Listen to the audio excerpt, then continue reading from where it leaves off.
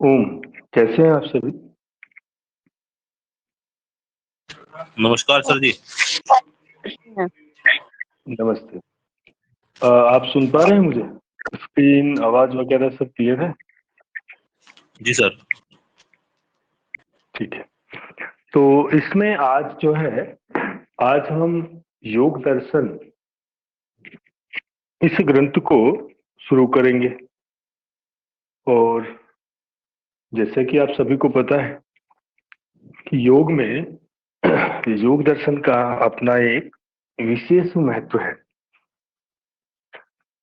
जब भी योग की बात होती है तो वहां पर विशेष रूप से योग दर्शन की जो चर्चा है वो स्वाभाविक रूप से की जाती है। तो इस पूरे ग्रंथ को हम अधिक विस्तार से तो नहीं जाएंगे, लेकिन उसके बाद भी परीक्षा की दृष्टि से और जो भी हमारे मन में इस तरह के प्रश्न आते हैं, जिज्ञासाएं हैं, उनका समाधान करते हुए वो भी संक्षिप्त में तो पूरे दर्शन को देखेंगे। आप सभी को ये प्रयास करना है कि जैसे जैसे हम दर्शन को पढ़ते जाते हैं, इसमें जितने सूत्र हैं, कुल सूत्र देखे तो 195 है। ठीक है, उनको सभी को याद करें तो बहुत अच्छा है। यदि सभी नहीं होते तो कुछ सूत्र हैं जिनको आपको याद करना ही चाहिए। तो वो जो भी ऐसे सूत्र आएंगे मैं आपको वहीं पर बताऊंगा कि इस सूत्र को जो है आप याद रखिए। तो अब जो है इस ग्रंथ को शुरू करते हैं। यदि हम पहले इसका परिचय देखें तो आप देखिए, इस ग्रंथ के रचयिता प्रणेता महर्षि पतंजलि को माना जाता है। किसे माना जाता है? महर्षि पतंजलि को माना जाता है। जो हमारे दर्शन हैं, दर्शनों को दो भागों में बांटा जाता है। कुछ दर्शन आस्तिक दर्शन कहलाते हैं और कुछ दर्शन जो है उन्हें नास्तिक दर्शन कहते हैं। तो दो उनके श्रेणी है, दो तरह से उनका विभाजन जो है वो किया गया है, उनको बांटा गया है। तो यदि आपसे पूछा जाए कि जो योग दर्शन है वह किस श्रेणी में आता है, आस्तिक है, नास्तिक है, या दोनों में आता है, या उपरोक्त में से कोई नहीं, तो किस श्रेणी में आता है नेहा जी?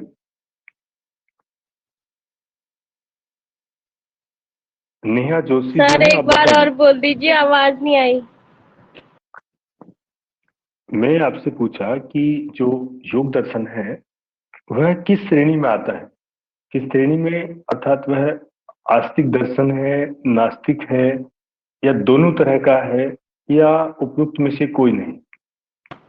सर आस्तिक। आस्तिक दर्शन है। शशांक, आस्तिक दर्शन किसे कहते हैं? जी सर। आस्तिक दर्शन किसे कहते हैं? सर आस्तिक दर्शन जिसमें मतलब ईश्वर में जिसका विश्वास हो। और कोई बताइए।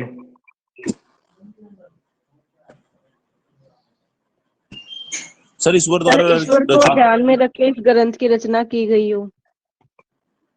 सर ईश्वर द्वारा रचित। आस्तिक, हाँ, हाँ, आस्तिक दर्शन कहते हैं वो दर्शन जो वेद को वेद को प्रमाण के रूप में स्वीकार करते हैं।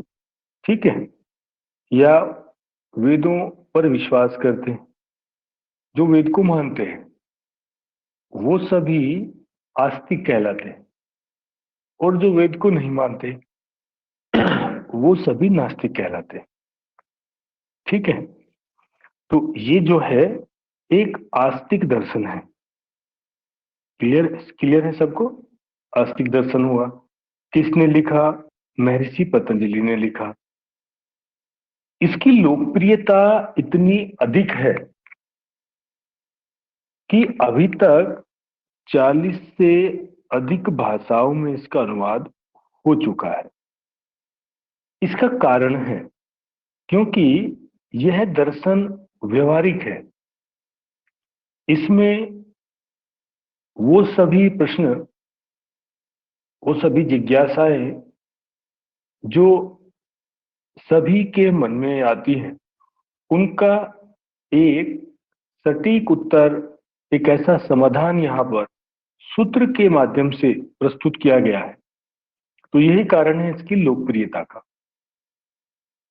ये कुछ ग्रंथ हैं जैसे श्रीमद् भगवत गीता, और विशेष रूप से जो हम योग के जो छात्र हैं उनके लिए योग दर्शन, इसमें सभी समस्याएं आ जाती हैं, और आप जितनी बार भी उसका अध्ययन करोगे आपको कुछ ना कुछ वहां से नवीन जो है, कुछ अलग जो है वो हर बार मिलेगा। तो इसीलिए यह इतना लोकप्रिय है। मैं आपसे अभी कहा कि ये जो दर्शन है ये व्यवहारिक है, और मैं आपको ये भी बताया था कि जो दर्शन है, आस्तिक दर्शन जो है, उनकी संख्या 6 है। अब ये जो 6 दर्शन है, ये हालांकि हम पहले पढ़ चुके हैं, जो आपकी फर्स्ट यूनिट थी उसके बाद भी देखिए। तो इसमें क्या होता है, दो दो का जोड़ा चलता है, 2 दर्शन एक साथ चलेंगे, 2 एक साथ चलेंगे, और 2 एक साथ चलेंगे। इस तरह से 6 दर्शन हो जाते हैं। जो योग दर्शन है उसके साथ में क्या होता है, एक तो आता है आपका योग दर्शन, और इसके साथ में दूसरा दर्शन कौन सा रहता है? सांख्य। सांख्य दर्शन। कौन सा है? सांख्य दर्शन। ठीक है, तो ये 2 दर्शन एक साथ चलते हैं। अब इनको थोड़ा सा इसको समझिए। इस सांख्य में क्या होता है, जैसे मैं आपको अभी बोला कि ये व्यवहारिक है योग दर्शन, तो इसी तरह से जो सांख्य है वो सैद्धांतिक है, वो सिद्धांत जो है उनको रखता है। ठीक है, ज्ञान की बातें करता है। योग व्यवहार की बातें करता है कि आप अपने व्यवहार में क्या परिवर्तन लाएं, कैसे लाएं, और उनका आपकी साधना पर, आपके जीवन पर क्या प्रभाव पड़ता है, उन सबको इसमें बताया गया है। तो मुझे लगता है दोनों में जो अंतर है वो आपको क्लियर हुआ होगा। अब इसके बाद यदि आपसे पूछा जाए कि व्यवहारिक दर्शन कहलाता है, और नीचे आपको 4 ऑप्शन दिए जाते हैं। ए में दिया जाता है मान लीजिए योग दर्शन, बी में आता है सांख्य, सी में आता है दोनों, और डी में आता है उपरोक्त में से कोई नहीं। तो कौन सा दर्शन है जो व्यवहारिक कहलाता है? कोई भी बताओ। योग दर्शन। योग दर्शन, ठीक है, योग दर्शन बोलेंगे। तो इसको ध्यान में रखना है, छोटे छोटे प्रश्न हैं, इनको हम सभी को ध्यान में रखना चाहिए। अच्छा, अब इस दर्शन को, इस ग्रंथ को 4 भागों में बांटा गया है। तो इसके कितने अध्याय हुए? 4 अध्याय हुए। इन अध्यायों का नाम हमको याद करना है। दूसरा, जो भी अध्याय आप याद करोगे, इसमें जो भी चीजें आएंगी, प्रयास करना है हम उनको एक क्रम से याद करें। यदि आपसे यम नियम पूछे जाते हैं, तो यम पूछा गया है तो आप संख्या बोलेंगे 5। उसके बाद यम को ऐसे नहीं बोलना है कि ब्रह्मचर्य, अपरिग्रह, अहिंसा, सत्य, अस्तेय, ऐसे नहीं बोलना है। जो उसका क्रम दिया गया है, अहिंसा, सत्य, अस्तेय, ब्रह्मचर्य और अपरिग्रह, इस तरह से उसको याद करना है। तो ऐसे ही इसके अध्याय हैं, इन अध्यायों को आपको याद करना है। पहला अध्याय कौन सा है? समाधिपाद। इसमें 51 सूत्र हैं, संख्या याद रखना। दूसरा जो है, दूसरे अध्याय में 55 सूत्र है, इसका नाम है साधनपाद। ठीक है। तीसरा आता है विभूति, विभूति पाद। और चौथा है केवल्य। ठीक है। तो इस तरह से हम इनको चारों को, उनमें कितने सूत्र हैं, उसके क्या नाम है, ये अधिकतर को याद रहते हैं, लेकिन इनका जो क्रम है, जब पूछा जाता है वो चार पूरे तो कर देते हैं, लेकिन बोलते ऐसे हैं कि विभूति, केवल्य, समाधि, साधन। तो हमें एक उचित क्रम में जो दिया गया है उसमें याद करना है। ठीक है। तो ये आप सबको कंठस्थ हो। अब आप देखिए, अब इन सभी जो सूत्र यहाँ पर आए हैं, उन सभी को आप देखोगे तो कुल मिलाकर कितने सूत्र होते? 51, 55, 55। अच्छा, एक बात और देखिए, इसमें इसमें 51 है और बाद में 34 आए हैं। बीच के जो दो अध्याय हैं, उन दोनों अध्यायों में सूत्र की जो संख्या है वो कितनी है? वो 55 है, समान है। तो इसको अब कुल मिलाकर ये 195 सूत्र हो जाते हैं। कितने होंगे कुल मिलाकर? 195 हो जाते हैं। तो अब आपको ये ध्यान रखना है, आपसे कई बार सूत्र संख्या पूछी जाती है। अब यहां से देखो कितने प्रश्न बनते हैं। सबसे पहले पूछेगा कि योग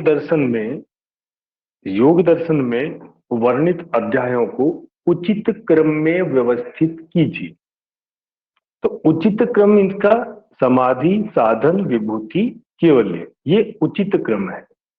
क्लियर है? दूसरा पूछेगा, आपको दो सूची देगा, एक ए और दूसरी बी। एक सूची में क्या करता है, आपको अध्याय जितने भी हैं उन सब के नाम लिखकर देगा। बी सूची में जो उनके सूत्र हैं, ठीक है, उनको दे देगा। अब किस अध्याय में कितने सूत्र हैं उनका आपस में आपको ऐसे मेल करना होता है। तो ये दूसरा तरीका होगा।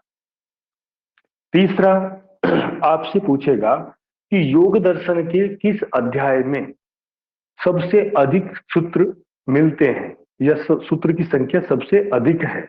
तो किस अध्याय में है सबसे अधिक? अब यदि वहां पर आपको 3 अध्याय के नाम दिए जाते हैं, मान लीजिए पहला अध्याय देता है समाधिपाद, दूसरा साधनपाद, तीसरा देता है केवल्य, और चौथा ऑप्शन कर देता है डी में उपरोक्त सभी। ठीक है। या उपरोक्त में से कोई नहीं करेगा, सभी तो नहीं आएगा, कोई नहीं करेगा। ठीक है, ऐसे आएगा, कोई नहीं। तो अब आप क्या बोलोगे? साधन पाद में सबसे अधिक संख्या है।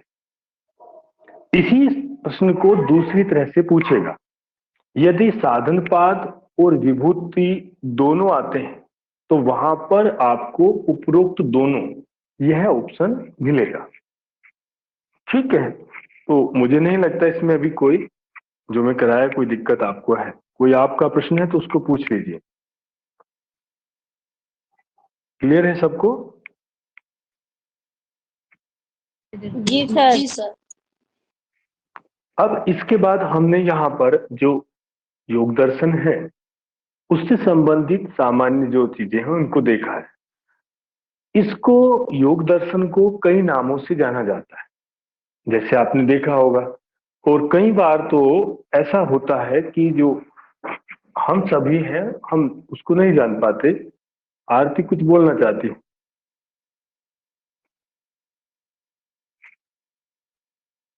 चलिए। तो उसमें वो कहते हैं कि योग दर्शन, पतंजलि योग दर्शन, योग सूत्र, समाधि का दर्शन, ठीक है ना, ये एक ही नाम है। ये क्या है? एक ही नाम होते हैं। इन सब से योग सूत्र का ही ग्रहण किया जाता है। तो इसको ध्यान में रखेंगे। अब इस दर्शन पर, क्योंकि ये व्यवहारिक है और व्यवहार से संबंधित जो बातें हैं उनका वर्णन करता है, इसकी जो शैली है, जिस तरह से यहाँ पर सूत्र के रूप में ज्ञान को पिरोया गया है, वह बहुत वैज्ञानिक है। तो इस पर जब सूत्र में आया, उसको समझने के लिए, उसको सरल करने के लिए समय समय पर उस पर बहुत सी टीकिकाएं लिखी गई।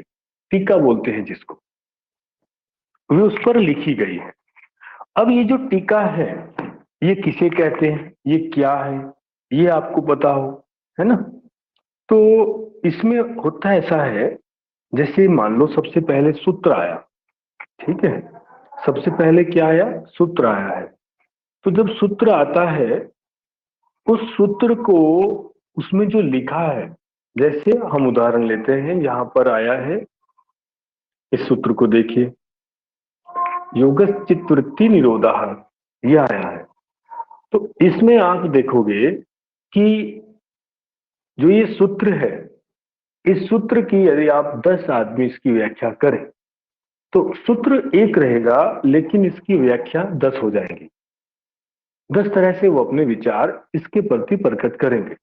अब किसका विचार सबसे अच्छा है, या किसने इसकी सबसे अच्छी व्याख्या की है, ये तो बात अब उसमें आपको सोचना पड़ेगा कि हम किसकी बात माने, किसका विचार जो है वो सही है, किसका मत सही है।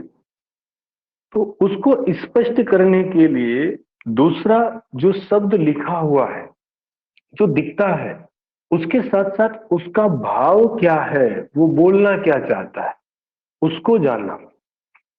तो उसको सरल करने के लिए इस पर जो भाष्य लिखा गया, वो है व्यास भाष्य।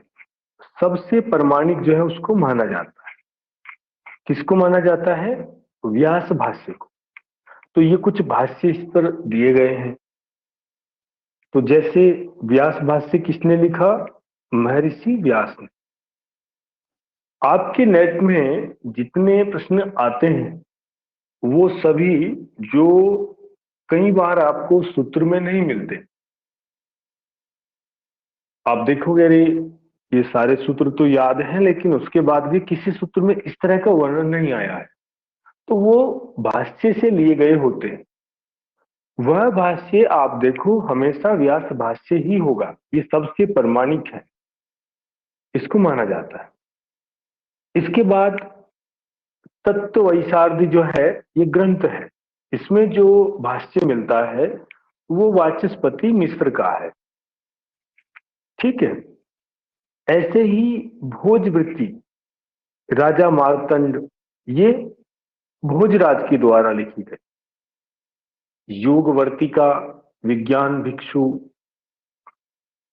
योगमणि प्रभा, रामानंद सरस्वती, और योग सुधा, सदा शिवेंद्र, और भी हैं, लेकिन ये कुछ महत्वपूर्ण है।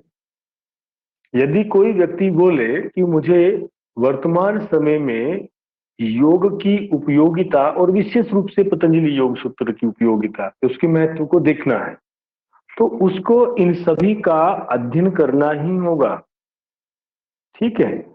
तब वह एक सकारात्मक परिणाम जो है, एक निष्कर्ष जो है, उसको निकाल सकता है। तो ये कुछ महत्वपूर्ण वाक्य जो है वो हमने यहाँ पर देखे। इस पूरी स्लाइड में ऐसा कुछ है नहीं जिसको आप देखो कि इसको छोड़कर काम हमारा चल जाएगा। ये हर एक चीज, जो भी शब्द आया है, वो सभी आपकी परीक्षा की दृष्टि से बहुत महत्वपूर्ण है। तो अभी हमने इसको देखा है, परिचय को।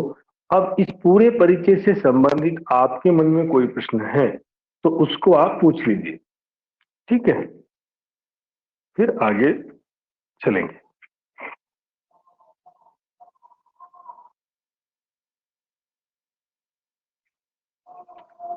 कोई डाउट है किसी का, कुछ ऐसी चीज है जो आपको क्लियर नहीं है, उसको पूछिए।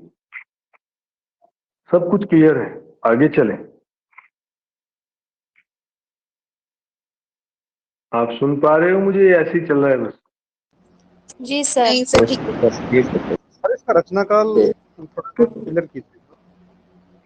योग सूत्रों का हाँ, रचनाकाल। इसका रचना काल जो है इसका माना जाता है दूसरी शताब्दी के आसपास, ठीक है। और इस पर जो भाष्य लिखा गया है वो चौथी शताब्दी है। काल सर को जो मैं आपको बताया है ये थोड़ा सा मतलब ज्यादा रहता है। अगर इसमें जाएंगे तो इसके बहुत सारे रचना काल आ जाते हैं। फिर उसमें ये रहता है कि पतंजलि जो है वो इस राजवंश से थे, पहले थे, इस तरह से बहुत वाद विवाद होता है, ठीक है। तो ज्यादातर इसको पूछा जाता है इस तरह से। हाँ बोलिए। नहीं सर, इसका जो रचना काल है वो ईसा पूर्व दूसरी शताब्दी, और जो ये व्यास व्यास लिखी गई है ये ईसा पश्चात दूसरी शताब्दी, ऐसे करके मतलब 400 साल का गैप है ये। तो एग्जैक्ट कौन सा माने, या एग्जाम में आए तो कौन से टिक करना है? नहीं देखो, जो 400 ईस्वी है ना, 400 ईस्वी है, जी 400 ईस्वी के पहले महर्षि पतंजलि ने की थी, ठीक है। तो मतलब देखो यहाँ पर जो योगामृत आप देखोगे ना, यदि आप देखो तो उसमें योग का सामान्य परिचय में तीसरा बिंदु को देखिए। योग सूत्र की रचना 400 ईस्वी के पहले महर्षि पतंजलि ने की है, इन्होंने 400 दिया है। इस पर जो व्यास भाष्य है वो चौथी में भी आता है, तो जहां तक देखा है, और दूसरे में भी। उसमें बहुत सारी दिक्कतें हैं, इस तरह से वाद विवाद होते हैं। अब इसमें कौन सा सही है, एक बुक में आपको बताता हूं, चौखंबा से प्रकाशित है, डॉक्टर सुरेश चंद्र श्रीवास्तव की। तो उसमें इस विषय पर बहुत कुछ दिया हुआ है, ठीक है। वो भी बात आती है इसमें, जो योगेन चित्तस्य पदेन वाचा मलम शरीरस्य चवद्य केनम, कि एक ही व्यक्ति ने 3 ग्रंथों की रचना की है। तो इस तरह से बार बार जो है वो एक से दूसरी बातें तीसरी इस तरह से निकलती जाती है। तो तब जाकर ऐसा बोला जाता है कि भाई इसका ये समय है और उसका ये समय है। तो 400 और दूसरी शताब्दी है। बाकी मैं इसको और भी देख लेता हूँ भाई, ठीक है। जी ठीक है सर। अगर ऐसा रहेगा तो और उसको देखकर और स्पष्ट कर लेंगे, ठीक है। और कोई है?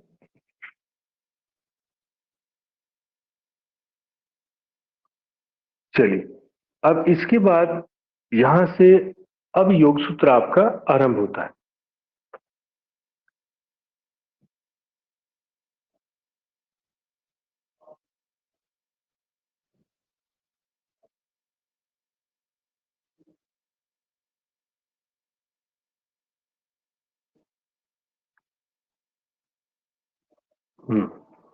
देखो यहां पर जो है सबसे पहला सूत्र है, कुल सूत्र में आपको कितने बताए हैं? कितने सूत्र होते हैं सुमित जी योग दर्शन में? कुल सूत्र कितने हैं? 195। हाँ, 195 सूत्र है। यहां पर 195 सूत्र को हम 2 भागों में बांट सकते हैं। कैसे? देखो, उन्हें हम अध्ययन की दृष्टि से ऐसे कह सकते हैं कि कुल 195 सूत्र है। यहां पर इनको ऐसे कर दीजिए, इसमें से जो 3 सूत्र है, 3 और 192, इस तरह से इसको कर लीजिए। इन 3 में पूरा योग दर्शन, पूरा योग सूत्र जो है वो आ जाता है। योग क्या है सब कुछ बता दिया गया है। योग जो है उसको तो यहां पर कंप्लीट कर दो। इसके बाद जो 92 सूत्र है, इस अवस्था को कैसे प्राप्त किया जाए उसके बारे में बताते। अब उसको देखते हैं ये कैसे होता है जो मैं आपको बताया। देखिए, सबसे पहला सूत्र आता है, सबसे पहला सूत्र आता है अथ योगानुशासनम। क्या आता है सूत्र? सबसे पहला अथ योगानुशासनम। जो पहला सूत्र आया है उसको आपको याद करना ही है। क्यों याद करना है? क्योंकि कई बार और अधिकतर जब भी पूछा जाता है तो पहला सूत्र पूछ लेते हैं। यदि पहला ही नहीं पता है तो बाकी का क्या पता होगा। तो पहला सूत्र इसलिए याद ही करना चाहिए। इसमें पहला सूत्र आता है अथ योगानुशासनम, कि अब योग शास्त्र आरंभ हुआ, या अब हम योग शास्त्र जो है उसको आरंभ करते हैं, उसको देखते हैं। तो ये पहला सूत्र है। अब जैसे ही ये सूत्र आता है, इसको बोला जाता है, इसमें एक प्रश्न है, इसमें एक जिज्ञासा जो है वह भी रखी जाती है और उसी के माध्यम से इसको याद किया जा सकता है। यदि आप हर किसी सूत्र से प्रश्न नहीं करोगे तो आप उसे याद नहीं कर सकते। तो जैसे यहाँ पर आपको बोला गया है कि पहला सूत्र है अथ योगानुशासनम, कि अब योग शास्त्र आरंभ हुआ।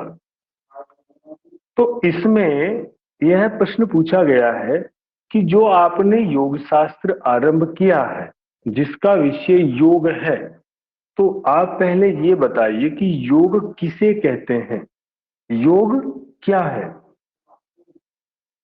योग शास्त्र आरंभ किया है तो जाहिर सी बात है उसमें योग का वर्णन हुआ होगा। तो योग क्या है उसको तो स्पष्ट करें। तो इसके भाष्य में जो व्यास जी द्वारा लिखा जाता है उसमें आता है योगा समाधि। योग क्या है? योग समाधि है, ऐसा बोला गया है। और फिर उसके बारे में बोलते हैं कि साचा सर्वभौम चित्तस्य धर्मा, कि वह सभी चित्त की, जो चित्त है उसकी भूमियों का धर्म है, तो उसको समाधि कहते हैं। फिर उनमें से कुछ भूमियों को उसमें लेंगे इस तरह से। तो यहाँ पर योग को बताया कि योग समाधि है। उसको जो योग समाधि है, अभी आप सभी जो समाधि शब्द आएगा उस समाधि से एकाग्रता का ग्रहण कर कर चलना, कि समाधि बराबर एकाग्रता। ठीक है, बाद में जब समाधि आएगी तो वहां उसको उस तरह से देखेंगे। तो अब ये जो एकाग्रता आई है, एक विचार, देखने का दृष्टिकोण, जो सब कुछ उसमें जो भिन्नता है वो उस अवस्था के कारण है। तो वह अवस्था कैसे आती है, उसमें क्या परिवर्तन होता है? तो बोलते हैं योगस्थ चित्त वृत्ति निरोधाः। ये जो योगा समाधि है, ये जो समाधि की अवस्था आई है जिसको योग कहते हैं, वो आती है चित्त की वृत्तियों के निरोध होने से। जो चित्त की जो वृत्तियां हैं उनका जब निरोध हो जाता है तो तब वह अवस्था जो है वो आती है, उसे योग कहा गया है। जब वह अवस्था आ जाती है जिसको योग कहा गया है, तब क्या होता है? ये अवस्था हर व्यक्ति की तो नहीं आएगी, आती है, लेकिन यदि हम देखें सभी की तो एक साथ नहीं होगी ना। तो यहां पर हम देखें कि एक ऐसा व्यक्ति है जो हमसे भिन्न है, उसने इस अवस्था को प्राप्त कर लिया, हम इसका अध्ययन कर रहे हैं, हमको इस अवस्था को प्राप्त करना है। तो उसमें और हम में जिसने उस अवस्था को प्राप्त कर लिया तो कुछ तो अंतर आया होगा। वो अंतर क्या है? तो उस अंतर को आपको तीसरे सूत्र में बताया जाता है और वही उसका फल है।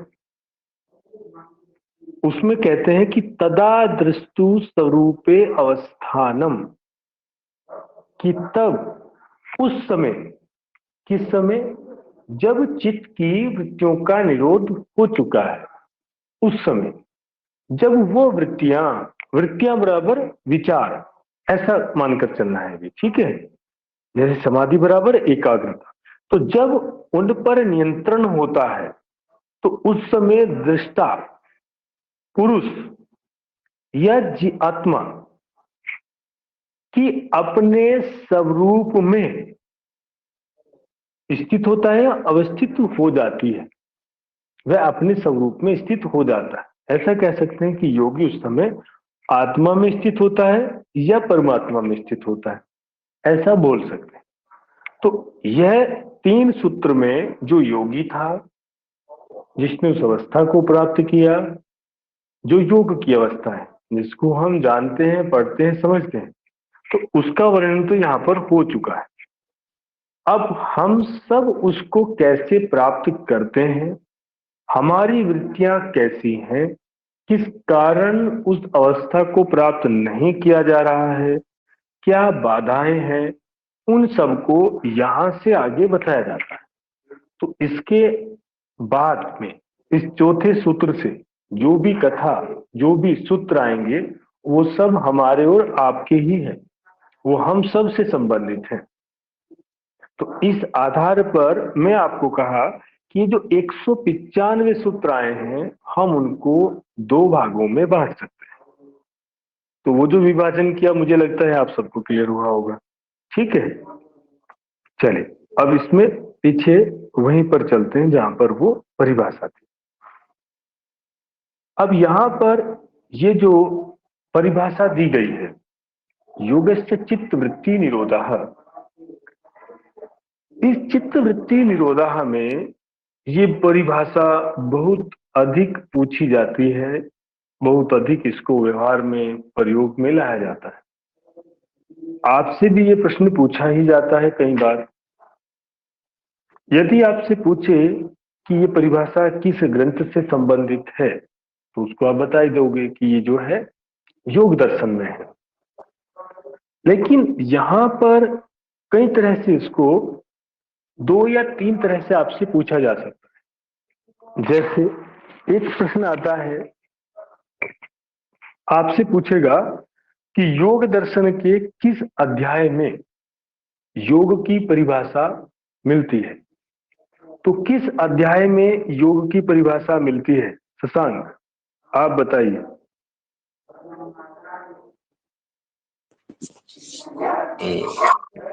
क्या ऐसा रिपीट करना? योग दर्शन के किस अध्याय में योग की परिभाषा का वर्णन किया गया है? सर से 6ठे अध्याय में। 6ठे अध्याय में। आप कहाँ रहते हो भाई? आरती आप बताओ। प्रथम पाद में, समाधि पाद में। समाधि पाद में किया गया है। समाधि पाद की अब ठीक है, समाधि पाद का दूसरा सूत्र है, आपके सामने लिखा हुआ है, उसी को बोल रहे हैं। आप 6 अध्याय बता रहे हो, बताइए। 4 इसमें अध्याय हैं। इतना विस्तार मत करो भाई, ठीक है। तो यहां पर आपसे तो इससे पूछा जाता है, अध्याय को पूछता है। दूसरा, यहां पर जो परिभाषा दी गई है, पूछ लेगा उसमें कुल कितने शब्द आए हैं, कितने शब्द आते हैं। आप देखो इसमें कुल 4 शब्द हैं, योग, चित्त, वृत्ति और निरोधः, ऐसे 4 शब्द आए हैं ना। योग को हमने पहले देखा है, योग क्या है, तो महर्षि उसको पहले बताते हैं कि योगा समाधि, योग तो समाधि है, योग एक अवस्था है, उसके बारे में वो बताए।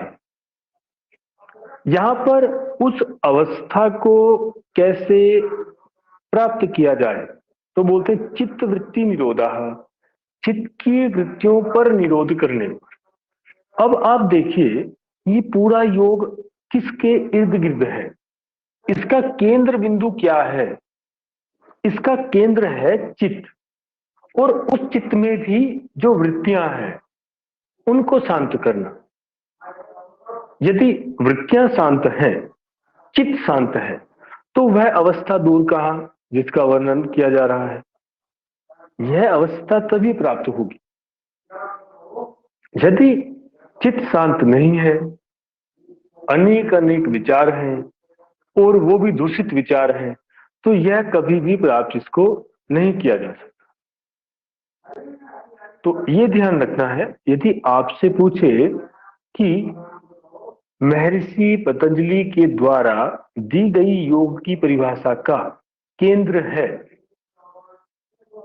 है या केंद्र बिंदु है, कुछ भी इस तरह से बोले तो आप उसमें बोलोगे चित्त वृत्ति, चित्त की वृत्ति। हाँ, या तो चित्त आएगा या वृत्ति आएगा, या लिख देगा कि चित्त वृत्तियों का निरोध, ऐसा भी दे सकता है। तीनों शब्द आ सकते हैं, तीनों एक साथ नहीं आएंगे।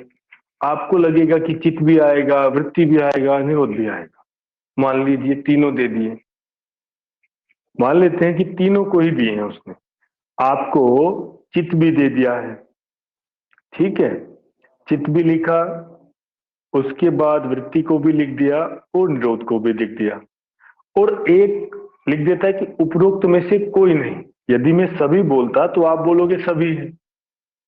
चलिए इसमें ऐसा करते हैं, 5, ये एक ए बी सी, ये आपका ए हुआ, ये आपका बी, ये आपका सी, और डी में है उपरोक्त सभी, ठीक है, ये सभी ही है भाई। इसको भाव को समझो बस, ठीक है ना, ये नहीं है, कोरोना के कारण इसकी ऐसी हालत है। इसका सही आंसर क्या होगा बताइए? 1 मिनट रुकिए आप ना, कोई भी बोलिएगा मत। इरफान आप बताओ, मैं प्रश्न क्या पूछा है?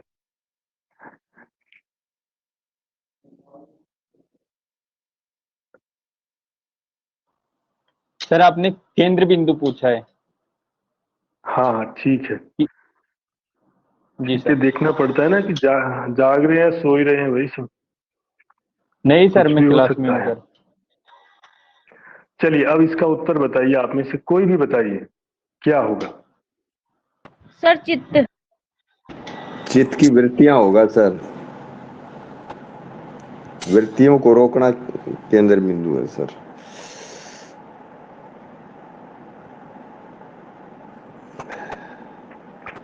चित्त वृत्ति चित्त निरोध अलग कर दिया, तो हम वृत्ति सभी के अलग कर साथ दिया, जाएंगे। निरोध अलग कर दिया, तीनों को कर दिया है ना,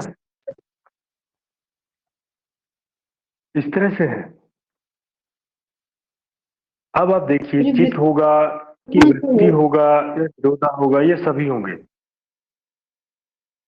सर चित्त सर हम सभी ये के कोई साथ नहीं होगा। जाएंगे।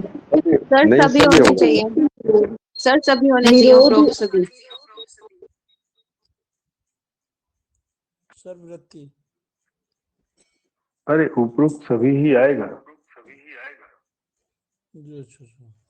यदि चित्त सभी लेंगे तो होगा ना, वृत्तियां, फिर वृत्ति अगर लेंगे तो फिर चित्त वृत्ति तो हो, सभी होगा इसमें। जी सर। सभी आ जाएगा, है ना। तो देखो इस तरह से करके पूछा जाता है, प्रश्न को जो है घुमाया जाता है।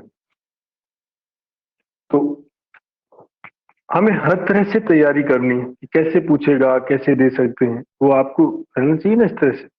तो ये एक सूत्र है। अब इसमें जैसे चित्त आ गया, ठीक है, अब चित्त से क्या तात्पर्य है? चित्त से तात्पर्य होता है अंतःकरण, मन, बुद्धि और अहंकार। चित्त जो है इसको अंतःकरण बोला गया है, एक अंदर का करण है। क्या है? अंतःकरण है। दूसरा ये भी ध्यान रखना, इस चित्त में ही मन को भी लिया गया है, और कई जगह आपको यहां पर है। यदि इसमें से हम एक को छोड़ दें, अहंकार को छोड़ दीजिए, तो आपको कई जगह चित्त की जगह मन आ जाएगा, बुद्धि आ जाएगा, अंतःकरण प्रयोग कर लेगा या मन आ जाएगा, चित्त आ जाएगा।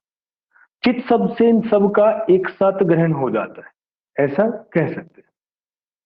क्लियर है सबको? चित्त से इन सब का एक साथ जो है वो ग्रहण कर लिया जाता है।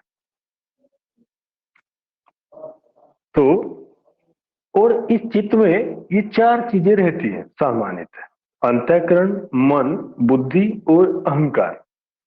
ये चारों जैसे चित्त बोलते हैं तो उसमें आ जाती है।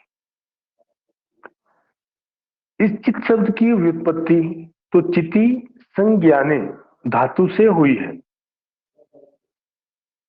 संज्ञान में होना, जानकारी होना, इकट्ठा होना आदि अर्थ इसके लिए जाते हैं। सांख्य, वेदांत और कुछ जो आचार्य हैं उसमें मुख्य रूप से यहाँ पर विज्ञान भिक्षु को जो है लिया गया है। इन्होंने चित्त के जो भेद हैं उसमें थोड़ा थोड़ा सा अंतर आता है। जैसे सांख्य दर्शन अंतःकरण के 3 भेद उसने बताए हैं, मन, बुद्धि और अहंकार। यहाँ पर अंतःकरण है तो ये चित्त ही है। सर हाँ बोले। सर एक्चुअल में ये अंतःकरण के भेद हैं, ये चित्त तो अपने आप में एक पार्ट हो गया ना, मन बुद्धि अहंकार और चित्त ये तो एक पार्ट हो गया चारों में से। अंतःकरण के भेद हैं जो बता रहे हो आप, ये एक्चुअल में चित्त के भेद थोड़ी हैं, अंतःकरण के उसमें भेद हैं सर। जो अंतःकरण है ना, यहाँ पर जो सांख्य है, ठीक है, यहाँ पर जो आया है अंतःकरण मतलब चित्त भी एक अंदर का ही करण है। चित्त क्या है? अंदर का ही तो करण है। उसमें इन सब का समावेश ऊपर कर लिया गया। चित्त में, इसको यहां देखो, यहां पर इसको चित्त बोला तो अंतःकरण, मन, बुद्धि और अहंकार, ये चारों को एक शब्द से बोल दिया कि ये चित्त है। और ये चित्त क्या है? ये अंतर के करण है। कई बार तो मन को बोलते हैं ना कि मन एक इंद्रिय है। कैसी इंद्रिय है? मन एक उभय इंद्रिय है। उभय इंद्रिय है, वो बाह्य भी है और आंतरिक भी है, तो उसको अब उभय इंद्रिय बोल देते हैं। तो इसी तरह से यहाँ पर इस अंतःकरण को लेकर वो सांख्य में बोल रहे हैं।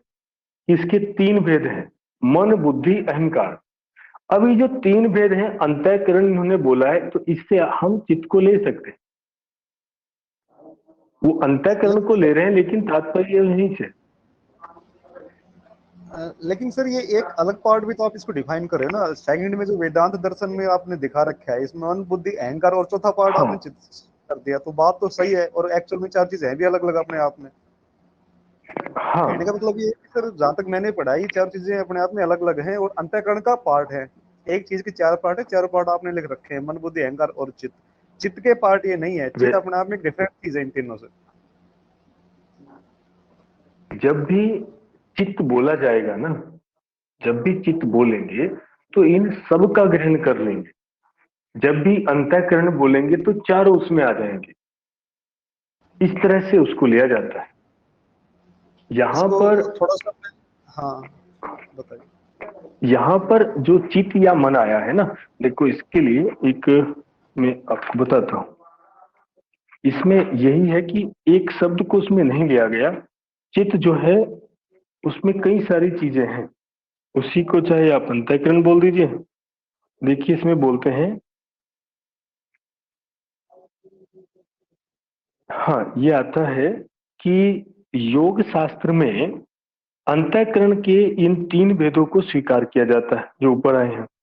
फिर भी व्यवहारिक दृष्टि से इन तीनों के वाचक, फिर भी इन व्यवहारिक दृष्टि से इन तीनों के वाचक एक साधारण नाम की अपेक्षा से चित्त शब्द का प्रयोग किया जाता है। तो चित्त शब्द से इसको बोल दिया जाता है, तो उसमें वो आ जाते हैं। आचार्य विज्ञान भिक्षु के मत में इसके 4 भेद हैं, तो मन, बुद्धि, चित्त और अंतःकरण कहते हैं। तो यहाँ पर एक ये वाचक के रूप में इसको लिया गया है। ठीक है, इन चारों को एक बार थोड़ा आप अलग अलग डिफाइन करेंगे कि इनकी एक्चुअल में क्या क्या रोल है? मन का रोल क्या है, बुद्धि का, अहंकार का, चित्त का क्या है? देखो इनका जो अलग अलग रोल रहेगा जैसे, और उसमें भी इनकी यदि हम बात करें कि इनका स्थान कहाँ रहता है, ऐसा कुछ निश्चित है नहीं। यदि हम मन का स्वरूप बोले या बुद्धि का बोले, तो हम जब बोलते हैं तो वो कहते हैं कि जो हमने पढ़ा है, और वो विशेष रूप से सांख्य दर्शन से उसको ले लेते हैं। ठीक है, सांख्य दर्शन से उसको लेंगे। जैसे मान लीजिए मन की बात करें तो मन क्या है? मन में जो विचार आते हैं, मन में जो विचार आती है एक तरह से, जैसे ऊपर आया है, ये संज्ञान में होना, जानकारी जो है वो इकट्ठा होती रहती है। बुद्धि का है तर्क वितर्क करना, बुद्धि का कार्य होता है तर्क वितर्क करना। इसी तरह से अहंकार, अहंकार का मतलब होगा जो स्वभाव में लेते ही है। तो इस तरह से तीनों आ जाएंगे। ठीक है। ओम सर, मैं कुछ कहना चाह रहा था सर। हाँ हाँ, बोलिए बोलिए। सर इसमें जो आपने भी देखा होगा, न्याय दर्शन में आया संकल्प और विकल्पात्मक का मना। संकल्प और विकल्प जो उठते हैं, मैं जाऊं ना जाऊं, इस तरह के जो संकल्प विकल्प होते हैं वो तो मन का काम होता है। ये न्याय दर्शन के अनुसार मैं आपकी सेवा में निवेदन कर रहा था। और बुद्धि जो है वो निश्चयात्मक जो निर्णय लेती है किस चीज पर, जब संकल्प विकल्प उठ रहे हैं और निर्णय जब होता है तो बुद्धि एक्टिवेट हो जाती है। और चित्त का काम है स्मरणात्मक, यानी जो है जो कुछ हम स्मरण करते हैं वो चित्त के माध्यम से करते हैं। ये कहीं मैंने जो पढ़ा था। स्मृति और है। अहंकार, हाँ जी हाँ जी, और अहंकार जो है वो मतलब जो मैं होने का जो बोध होता है जिस भी अंतःकरण से, उसको अहंकार बुद्धि कहते हैं सर। तो मैं हाँ रॉन्ग भी हो सकता हूँ, पर मैंने इस तरह से पढ़ा है, मतलब उसमें न्याय दर्शन में। नहीं, और ये बुद्धि के बारे में भी बिल्कुल सरल निश्चयात्मक करके बताया है ऐसा भी ना।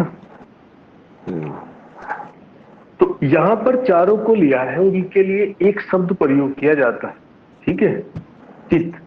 हम्म, और ये कारण अंदर के हैं, ये बाहर इनको नहीं देखा जा सकता, इसलिए कई बार चित्त न बोलकर अंतःकरण भी बोल देते हैं। ठीक है ना। तो उस तरह से है। इसको आप एक उदाहरण ले सकते हैं, जैसे किसी विश्वविद्यालय को ले लीजिए। तो चित्त जो है किसी विश्वविद्यालय का नाम है। अब उस विश्वविद्यालय में अलग अलग जो है विभाग होंगे, लेकिन सभी विभाग हर समय जो है उनका कार्य करने का जो है, हो सकता है एक समय एक विभाग इतना कार्य कर दे कि उसके नाम से ही उस विश्वविद्यालय को जाना जाए। होता है ना। भाई एक पिता है, उसके 4 पुत्र हैं। पहले पुत्र से पिता के नाम से पुत्र को जाना जाता है। लेकिन यदि पुत्र उन 4 में से कोई एक ऐसा काम कर दे तो उस पुत्र के नाम से पिता को और सभी को जाना जाता है। होता है ना। तो उस तरह से अंतःकरण को ले लिया जाता है, उसी तरह से कई बार मन का भी ग्रहण कर लिया जाता है। तो तात्पर्य तो चित्त से ही रहता है। ठीक है। चलिए तो सर। इसमें ये, हाँ, तो इसमें ये पर चित्त का देखा। अब आपको इनकी जो संख्या है अलग अलग जगह जो जो बताई गई है, उसको थोड़ा सा ध्यान में रखना है कि किसमें कितनी है, किसमें क्या बताया गया है। ठीक है। और नीचे फिर दिया भी है कि हम साधारण शब्दों में कह सकते हैं कि मन को ही चित्त कहा गया है। समझने के लिए, जैसे मैं आपको समाधि को एकाग्रता बताया और वृत्तियों को विचार बोला, उनको विचार करके याद कर ली। ऐसा करने से हमको इसके अध्ययन करने में जो है और भी जो है हो जाता है। ऐसी आती है वृत्ति। वृत्ति क्या है? तो जिस रूप में रहता है अर्थात परिणित होता है, वे स्थितियां चित्त की वृत्ति कहलाती हैं। वो जैसे जैसे बदलता रहता है, कभी कोई विचार आता है, कभी कुछ आता है, जो आप देखते हैं वैसे ही हो जाते हैं, तो उनको वृत्ति कहा है। तो ये वृत्तियां हैं। और निरोध, रोकना या निग्रह करना। और इसमें भी कहते हैं कि वृत्ति निरोध का अर्थ जो है, उस अर्थ को वृत्ति भाव न करके वृत्तियों का चित्त में लय करना, यही समाचिन्ह है, यही उचित होता है। तो इस तरह से इसको यहाँ पर दिया गया। ठीक है। तो आज हमने इसके 3 सूत्र देखे हैं। अथ योगानुशासनम योगश्चित्तवृत्ति निरोधः तदा दृष्टु स्वरूपे अवस्थानम। 3 सूत्र हैं और इसका पूरा एक जो है सामान्य परिचय, उसको थोड़ा हमने समझने का प्रयास किया। अब इसके बाद में हम कल चलेंगे। आप सभी को ये कोशिश करनी है, ये प्रयास करना चाहिए कि जितना हम इसको धीरे धीरे से करते जाएंगे उसको साथ साथ आप इसको याद कीजिए। और जहां पर भी इससे संबंधित जो ग्रंथ हम पढ़कर आए हैं वो योग दर्शन के हैं, उपनिषद है, प्रथम जो यूनिट थी योग के आधारभूत तत्व वो है, उन सब से इसको मिलाते हुए चलेंगे तो ये और भी सरल हो जाएगा। ठीक है, तो आज के लिए जो है अभी इतना ही रखेंगे और ये इस क्लास के बाद